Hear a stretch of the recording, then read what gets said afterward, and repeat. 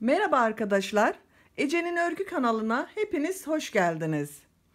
Bugün sizlerle bu güzel babetimizi yapmak istiyorum. Bu yapacağımız babetin ölçüsü 6 ay ile 12 aylık bebek ayağı için uygun bir ölçü olacak. Bu fiyongun yapımını ben daha önceki videolarımda paylaşmıştım. Siz de kanalımdaki videolar bölümüne tıklayarak geriye dönük videolardan bu fiyongun yapımını bulup hazırlayabilirsiniz. Patik tabanımızın yapımını da paylaşmıştım arkadaşlar. Onu da hazırlayıp gelebilirsiniz. Patiğimizin yapımına geçmeden önce ben size gerekli olan malzemeleri söylemek istiyorum. Bu babetimizin yapımı için bize 2 renkli bebe yünü lazım. Ben bütün bebek örgülerimde olduğu gibi patiklerimin yapımında da bebe yünü kullanmayı tercih ediyorum. Çünkü bebeklerimizin ayağını rahatsız etmesin diye. 1 adet pembe, 1 adet beyaz ipe ihtiyacımız var. Tığ olarak ben bu tığı kullanmayı tercih ediyorum arkadaşlar. Bakın 2,1 milimlik bir tığ. Ama siz elinizde varsa 2 numara, 2,5 numarada tığ kullanabilirsiniz. Patiğimizin bilek kısmına dikmek için 2 adet düğme, ipimizi kesmek için bir makas ve ölçmek için bir mezuraya ihtiyacımız var arkadaşlar. Şimdi hazırsak hep birlikte patiğimizin yapımına geçiyoruz. Bebek patiklerimizi yaparken dikkat etmemiz gereken en önemli nokta yapacağımız ölçü arkadaşlar.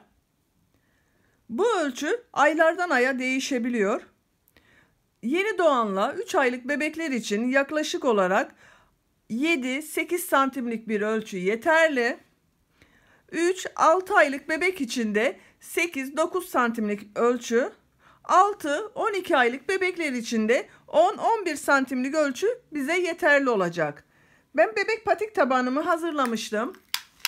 Hemen ölçüyorum. 10 santimlik bir tabanım var. Zaten 6 ile 12 aylık bebek için yapacağım ben bu patiği. Ve bu tabanda benim için yeterli arkadaşlar. Patik tabanımızı hazırladıktan sonra ipimizi kesmiyoruz. Bekletiyoruz arkadaşlar. Şimdi şu taban görünümlü kısmı yapacağız. Ondan sonra beyaz ip ile sık iğnelerimize geçeceğiz. Ben hemen başlıyorum. Bu kısım çakma trabzan ile oluyor. Bakın çakma trabzan şudur. İlmeğimizi şu şekilde alıyoruz. Yan duvarları yapacağımız için artık patiğimiz yukarıya doğru çıkacak. Bakın şu şekilde trabzan yapar gibi tığımın üzerine ipliği alıyorum. Şu üstten ilmeği çıkartıyorum. Bir defa da çıkartıyorum. İkili trabzan değil, tekli trabzan şeklinde. Tığımın üzerine ipliği alıyorum. Şu şekilde çıkartıyorum. Alışın bakın şöyle almıyorum arkadaşlar. Şu gözeneklere batmıyorum. Bu tarafını çevirtiyorum. Şu şekilde.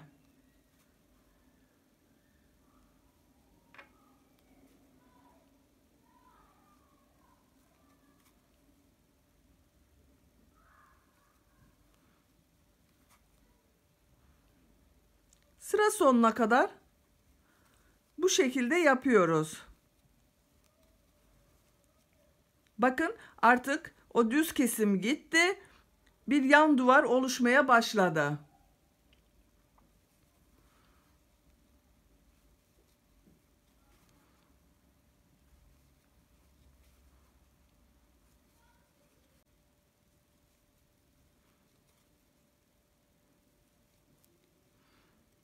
Sıra sondaki son çakma trabzanımı da yaptım.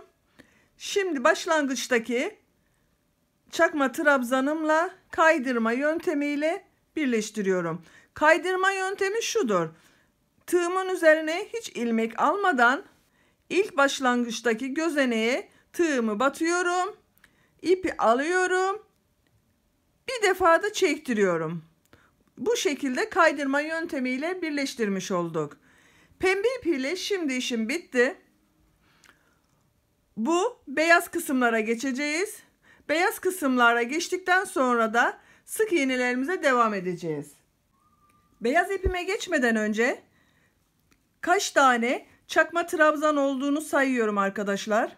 Hemen 2, 4, 6, 8, 10, 12, 14, 16, 18, 20, 22, 24, 26, 28, 30, 32, 34, 36, 38, 40, 42, 44, 46, 48, 50, 52, 54, 56, 58, 60 ve 61. 61 tane çakma trabzan elde etmişim.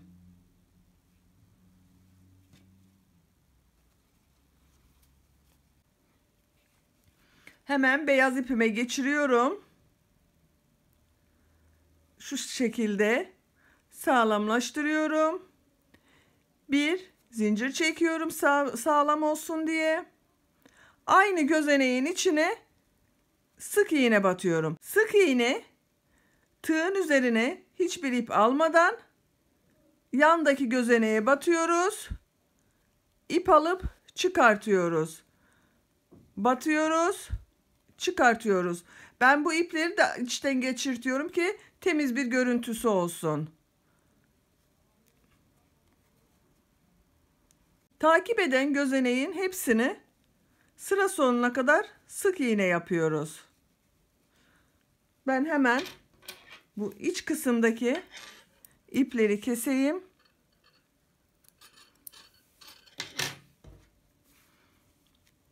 Sık iğnelerime devam edeyim.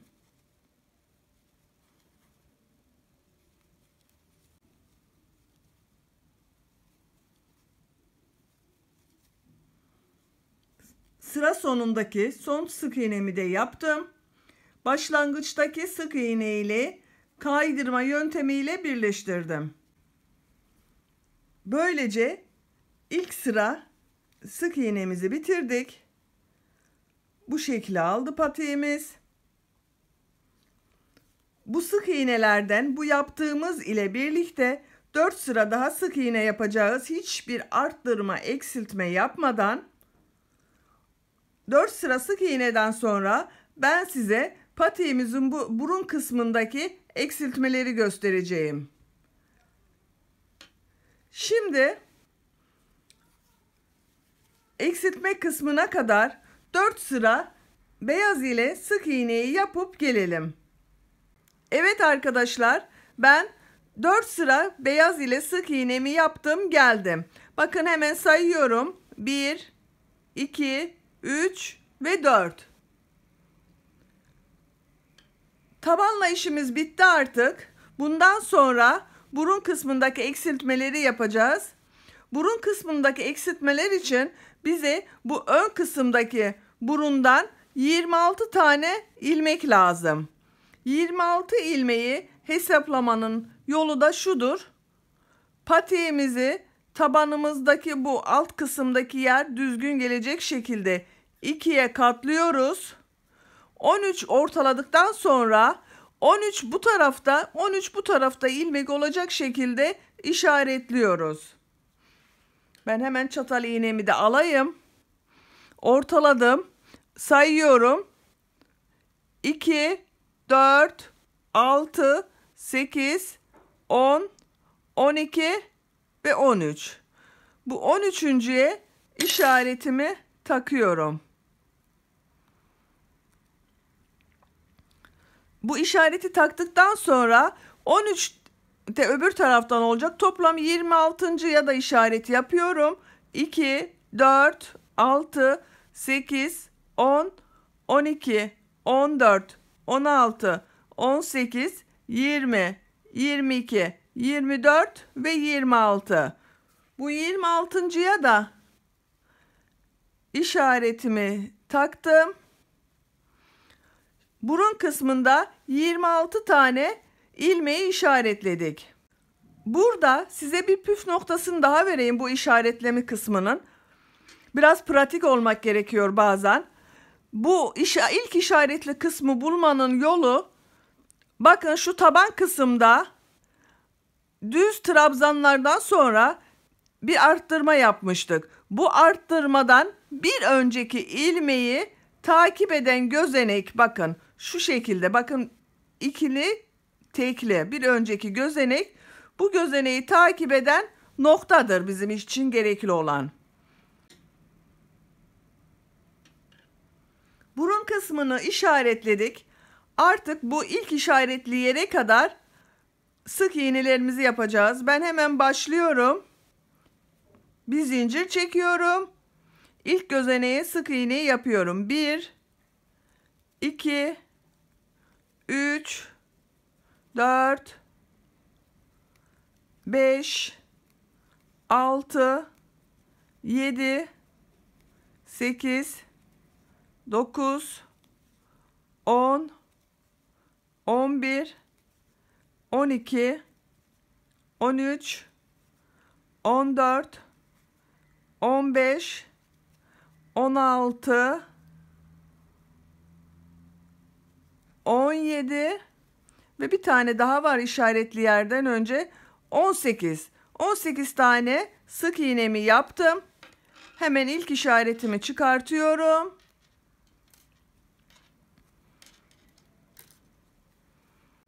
Burun kısmındaki eksiltmeleri artık geçebiliriz. Burun kısmında 13 tane eksiltme yapacağız. 26 tane işaretlemiştik ya. Bunu 13 tane yaparak 13 ilmeğe düşüreceğiz arkadaşlar. Hemen başlıyorum eksiltme kısmına. Sık iğne şeklinde eksiltiyoruz. Bakın tığımın üzerine hiç ilmek almadan ilk gözeneğe batıyorum.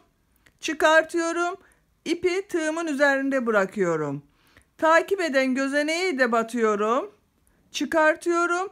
2 gözenek, 3 tane ip oldu. Üçünü bir çekiyorum. Tek ilmek olarak kaldı bakın. Takip edene de aynı şekilde batıyorum, çıkartıyorum. Bir sonrakine batıyorum, çıkartıyorum. 3 ilmeği bir defada çıkartıyorum. Bu şekilde 13 tane eksiltme yapacağız. İşaretli yere kadar. 3 4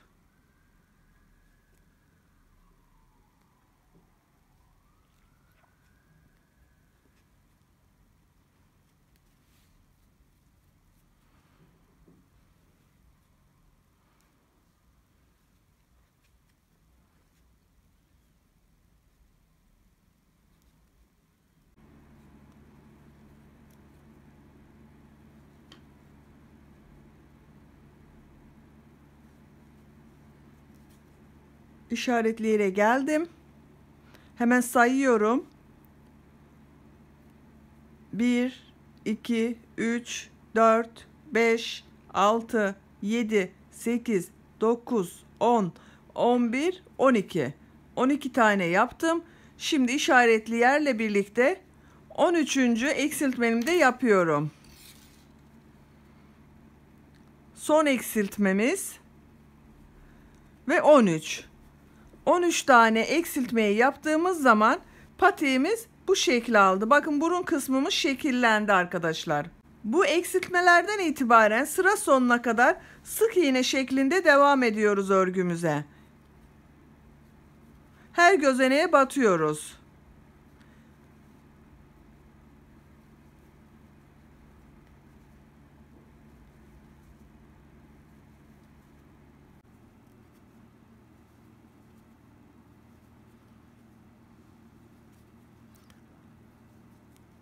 Sıra sonunda yine kaydırma yöntemiyle birleştiriyoruz. İlk eksiltme işlemimizi yaptık. Bundan sonraki sıramız tamamen sık iğne olacak.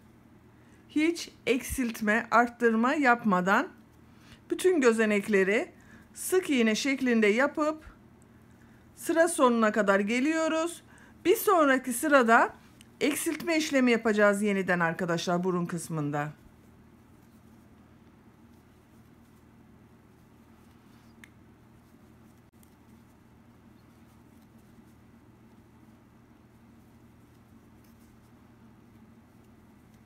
Evet, sık iğneli sıramızın son sık iğnelerini de yapıyorum. Kaydırma tekniğiyle birleştiriyorum ve bitti. Patiğimizin görünümü de bu şekilde, son hali.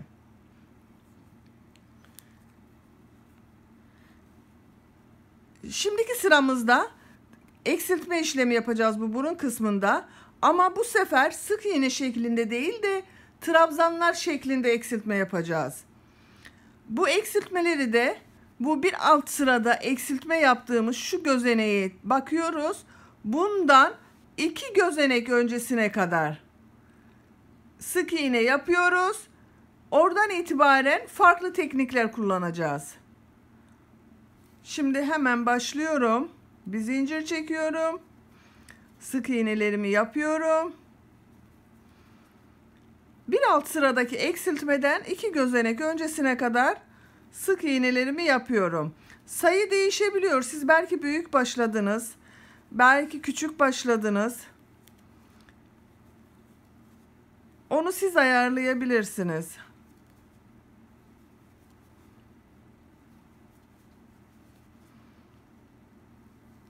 Hemen bakıyorum. 1, 2. 2 gözenek öncesine gelmişim. Şimdi burada arkadaşlar trabzanlara geçmeden önce aradaki köprüyü sağlamak için bir tane çakma trabzan, bir tane normal ikili trabzan, takip eden gözenekleri ikili trabzan kesmesi yapacağız. Bakın, ikili trabzan kesmeyi şu şekilde yapıyoruz. İpi tığımızın üzerine alıyoruz. Gözeneğe batıyoruz. Trabzan yapıyor gibi çıkartıyoruz. Ama ikinciyi çıkartmıyoruz. Tığın üzerinde bırakıyoruz. Tekrar bir sonraki gözeneğe batacağız. İpi alıyorum. Bir sonraki gözeneğe batıyorum. Trabzan yapıyor gibi çıkartıyorum. Tığımın üzerinde 3 tane ip oldu. Şimdi bu üçünü birlikte çekip çıkartıyorum. Böylece bir tane kesmiş olduk arkadaşlar. Şimdi üçlü trabzan kesmesi yapacağız burada da. Bir tane ikili trabzan kesmesi yaptık. Bir de üçlü trabzan kesmesi. Tığımın üzerine 2 defa doladım ipi. 1, 2 defa çıkardım. Üçüncüyü çıkartmıyorum. 2 kere doluyorum. Bir sonraki gözeneğe batıyorum. 1, 2 defa çıkardım. Üçüncüyü çıkartmadım. Yine tığımın üzerinde 3 tane gözenek oldu. Üçünü birlikte çekiyorum, çıkartıyorum. Takip eden işlemde de aynı şekilde üçlü trabzan kesmesi yapacağız. 2 kere doluyorum. Yandaki gözeneğe batıyorum. 1, 2, 3 tane ip oldu. Üçünü bir kesiyorum. 5 tane bu üçlü trabzan kesmesi yapacağız bu burun kısmında.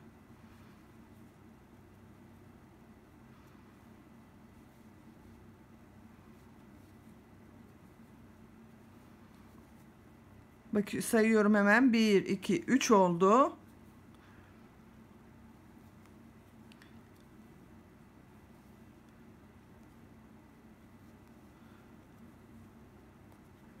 Bu dördüncüm.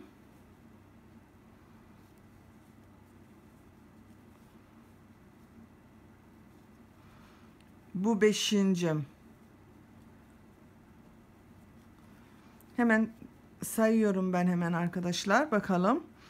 1, 2, 3, 4, 5. Bir ikili trabzanımız var başta. Sonrakiler 5 adet üçlü trabzan kesmesi yaptık. Şimdiki sırada ikili kesme trabzanımız var yine.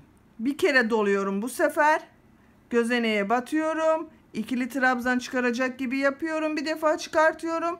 İlmek tığımın üzerinde kalıyor. Tekrar doluyorum. Yandaki gözeneğe batıyorum. Trabzan yapacak gibi yapıyorum. İp tığımın üzerinde. Üçünü birlikte çekiyorum. Şimdi trabzan, tek trabzan yapacağız. Çakma trabzan yapacağız. Yani burun kısmında başlangıçta yaptığımız işlemin aynısını 5 tane üçlü trabzan kesmesinden sonra tekrar yapıyoruz. Takip eden gözenekleri sık iğne şeklinde dolduruyoruz. Sıra sonuna kadar.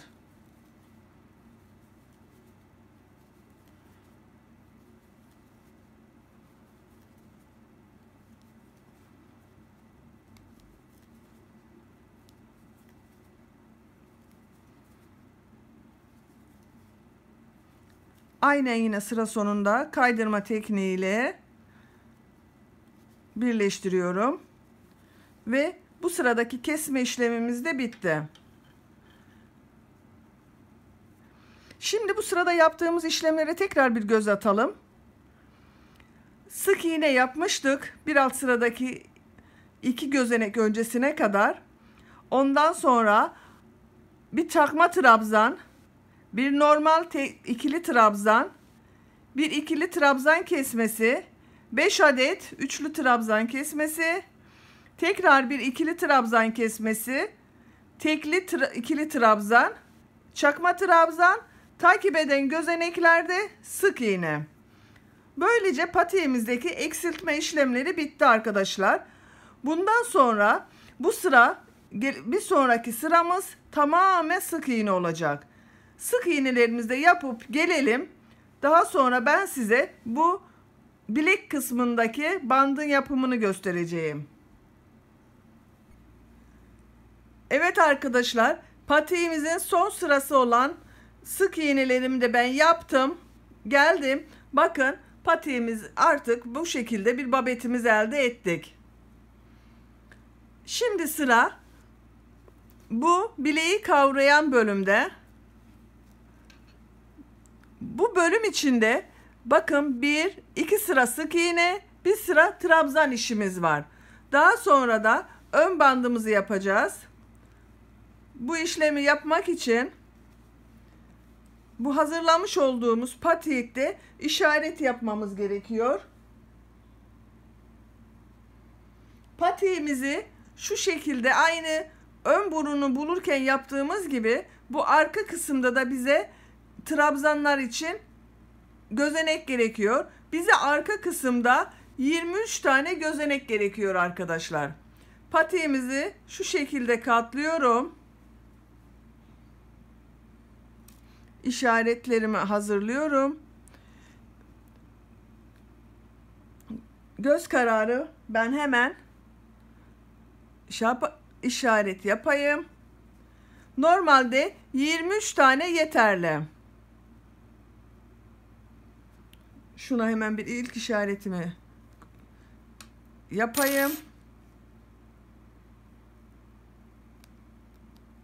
23 gözenek sayıyorum. İşaretli yer 1, 2, 4, 6, 8, 10, 12, 14, 16, 18, 20, 22 ve 23. 23.'ye de işaretimi yapıyorum.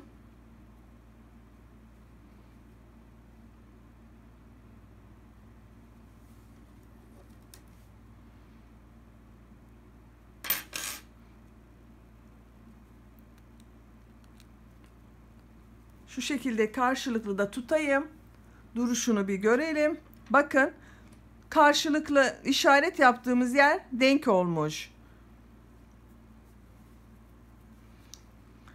Hemen ipimi kestiğim ipimi elime alıyorum. Burada 23 tane gözenek olacak arkadaşlar. Bu benim yaptığım ölçü için geçerli tabii ki. Sizin patiğinize göre onu siz ayarlayabilirsiniz. Bebeğiniz varsa bebeğinizin ayağına babeti geçirip bileğinin yan duvarlarına ayarlama yapabilirsiniz. Beyaz ipimi aldım. İşaretimi çıkardım.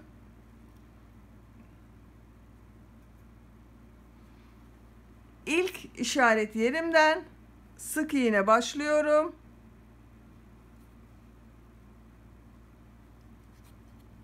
Bir zincir çektim. Aynı gözeneğe sık iğne olarak battım. 2 3 4 5 6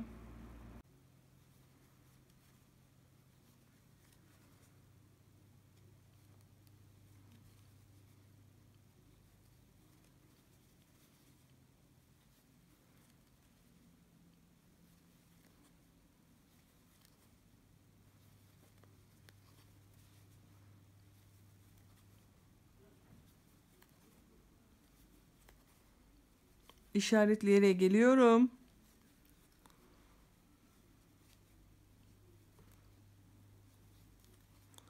Son olarak işaretli yerimde yapayım.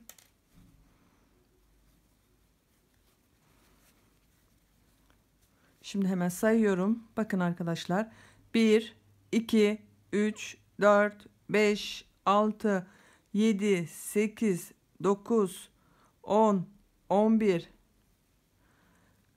12 13 14 15 16 17 18 19 20 21 22 ve 23 adet sık iğnemizi yaptık. Zincir çekiyorum. Geriye dönüyorum. Aynı gözeneğe tekrar batıyorum. Takip eden gözeneklerin hepsine 23 adet toplam sık iğne dolduruyorum sıra sonuna kadar.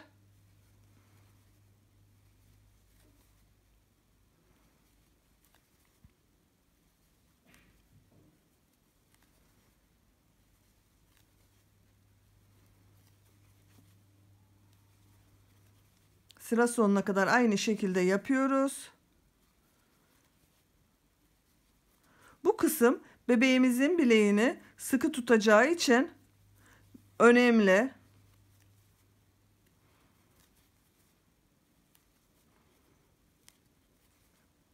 Evet, son sık iğnelerimi de yapıyorum. Başlangıçtaki sık iğneme de batıyorum.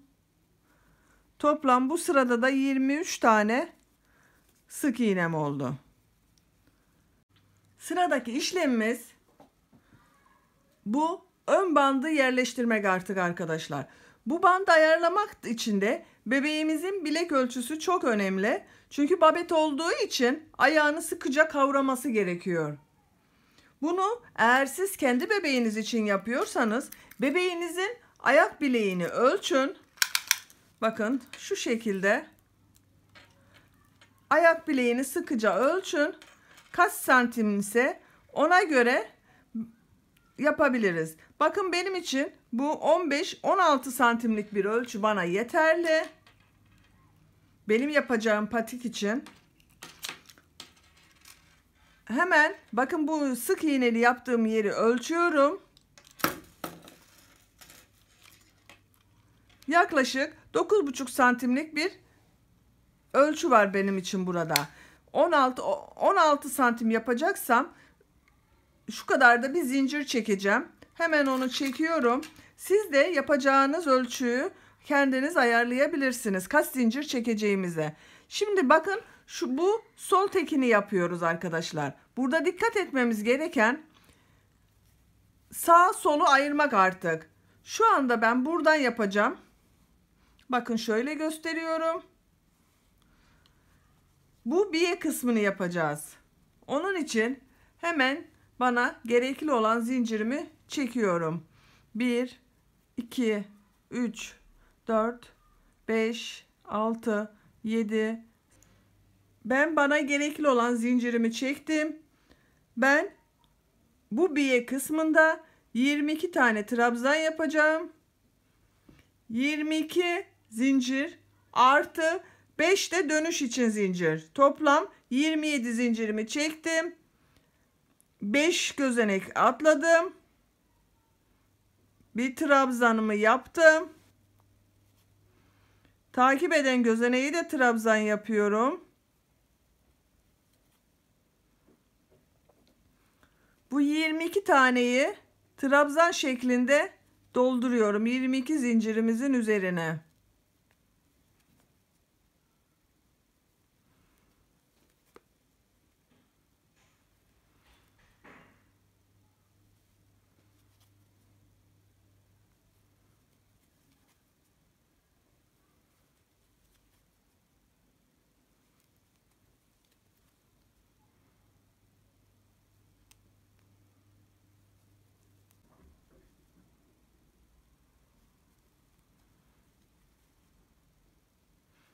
Evet, 22 zincirimi trabzan olarak doldurdum. Patiğimizi şu şekilde bakın tutuyorum. Bu ilk sık iğnemin üzerine trabzan olarak devam ediyorum. Takip eden bütün sık iğnelerin üzerine de trabzan halinde devam ediyorum.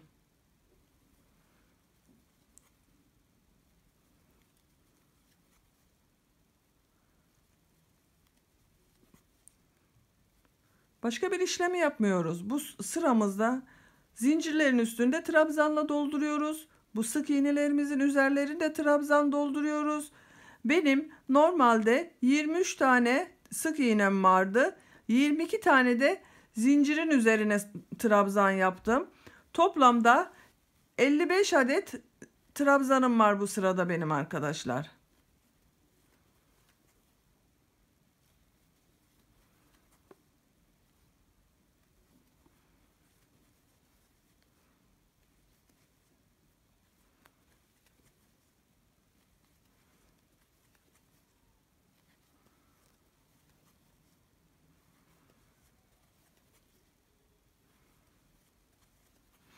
Evet, son trabzanımı yapıyorum. Trabzan olarak yaptım ve bitirdim.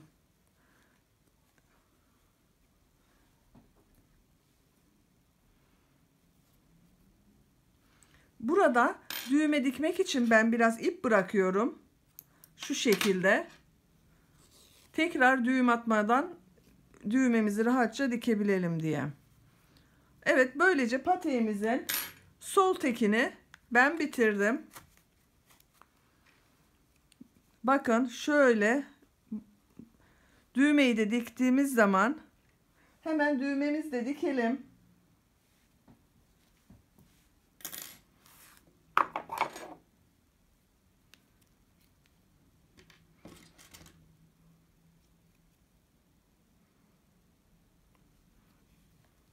Hemen kestiğim ipime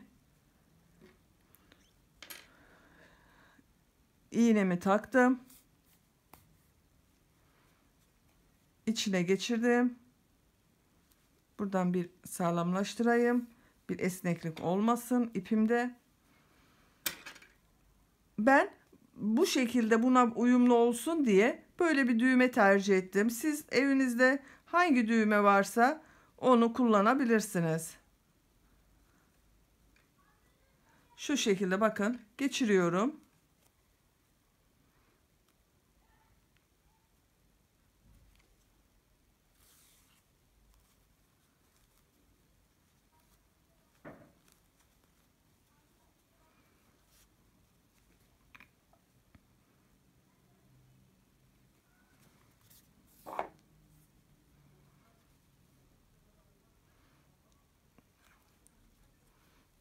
Ve sağlamlaştırıp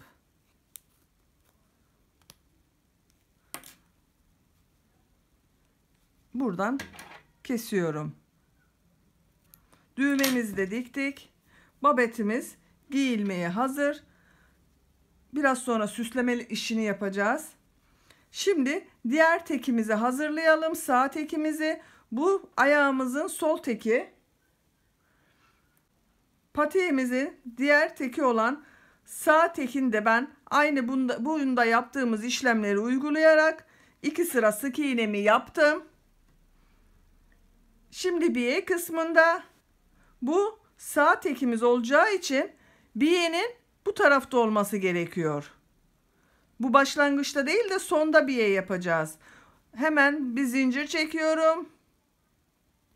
Trabzan olarak çıkıyorum. Takip eden bütün gözenekleri sık iğnelerin üzerine trabzan olarak dolduruyorum.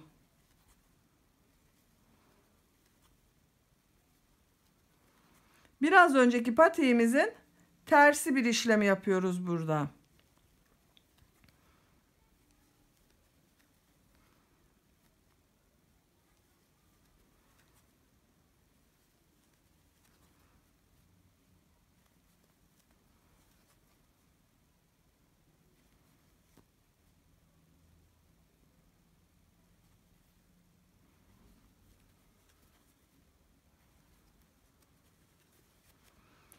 Sık iğnelerimizin hepsine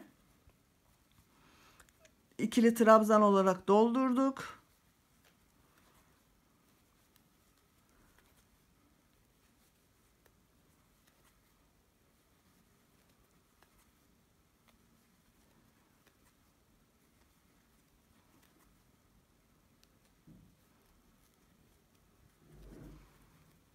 Sık iğnelerimin üzeri bitti. Bunda başlangıçta 22 zincir çekmiştim. Şimdi burada da aynı şekilde eşit olsun diye 22 zincir çekiyorum.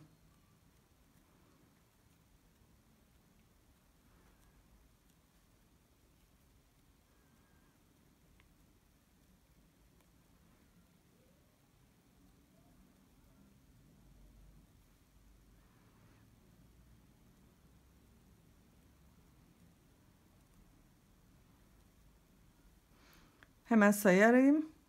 Farklı olmasın. 2, 4, 6, 8, 10, 12, 14, 16, 18, 20, 22. 5 de fazladan çektim.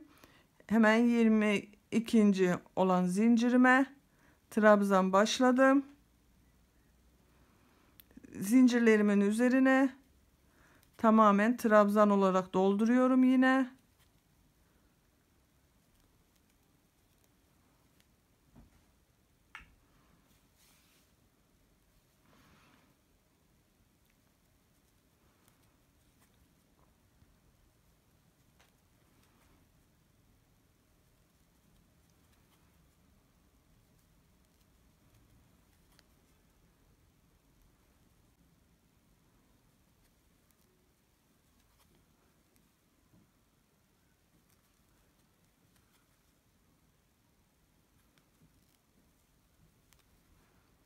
...22 tane zincirimin üzerine doldurdum. Yine de emin olmak için sayayım. 2, 4, 6, 8, 10, 12, 14, 16, 18, 20 ve 22. Şimdi son zincirimin de üzerine trabzanımı yaptım. Burada bakın patiğimizi şu şekilde gelmesi gerekiyor. Patiğimizi şu şekilde tutuyoruz. Bu ilk baştaki biten trabzanımızın gözeneğine şöyle kaydırma yöntemiyle birleştiriyoruz ve bitti. İpimizi kesiyoruz.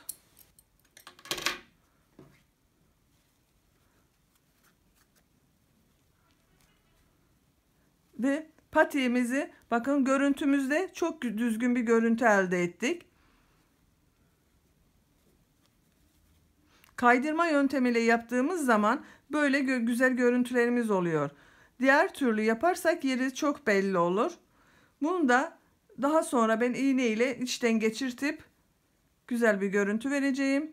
Aynı bu patiğimizde olduğu gibi düğmemizi de dikiyoruz. Bu sefer düğmemiz bu tarafta. Bakın sağ ve sol teklerimiz oldu. Şimdi ben hemen süsleme işini de göstereyim size.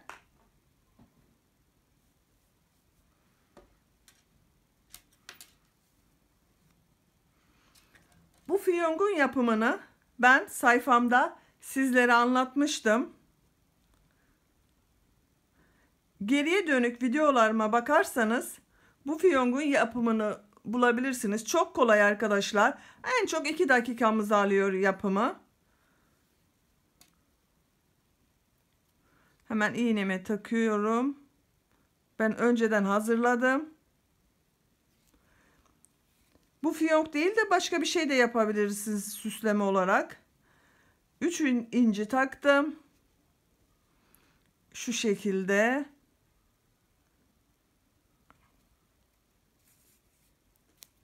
Tutturuyorum incilerimi.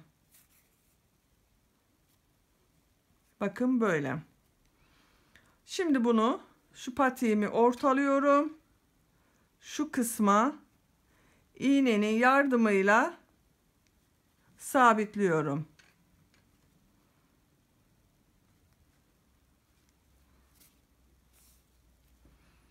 Aksilik iğneden ipliğimiz de çıktı.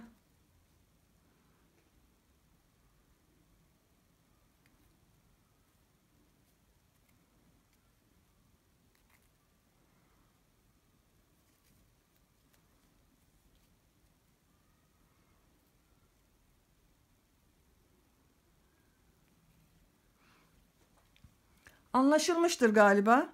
Patiğimizin üzerine fiyongumuzu sabitliyoruz.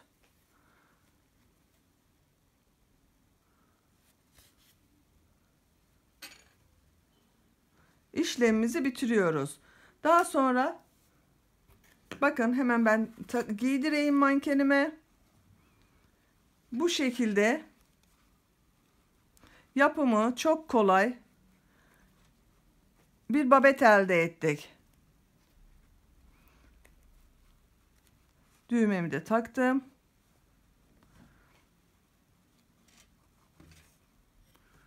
Bakın arkadaşlar, güzel bir babetimiz oluştu. Siz de yapmışsınızdır eminim. Sizinkiler daha güzel olmuştur. Buna da eminim. Benden bu kadar. Elimden geldiğince bu babetin yapımını sizlere anlatmaya çalıştım. İnşallah hepinize faydalı olmuşumdur. Evet, ben her ikisi tekinde hazırladım. Geldim. Bakın arkadaşlar, biyemizin trabzan olmasının şöyle güzel bir avantajı var. Bebeğimizin bileğine göre istediğimiz genişlikte bunu ayarlayabiliyoruz. Bu mankenim benim daha küçük bebekler için olduğundan dolayı biraz dar. Patiğim büyük ama bakın arkada şu kadar mesafesi var. Bu 6 aylık bir bebek için uygun bir ölçü oldu. Bebeğimizin bilekliğinin kalınlığına göre bu şeridimizi istediğimiz yerden trabzanların arasından takıyoruz. İlik açmıyoruz o yüzden. Hani bütün trabzanlar bizim için ilik oluyor.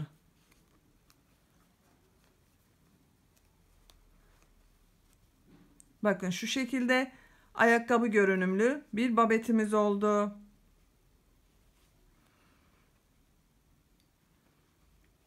Ben bu babetimizin anlatımını zevkle anlattım. Sizler de ümit ederim zevkle izlemişsinizdir ve yapmışsınızdır. Arkadaşlar, videomu beğendinizse beğeni butonuna tıklamayı unutmayalım lütfen. Ayrıca abone değilseniz kanalıma ücretsiz olarak abone olarak destek olabilirsiniz. Şimdiden hepinize çok teşekkür ederim. Tekrar yeni videolarda buluşmak üzere. Hepiniz hoşça kalın, sevgiyle kalın.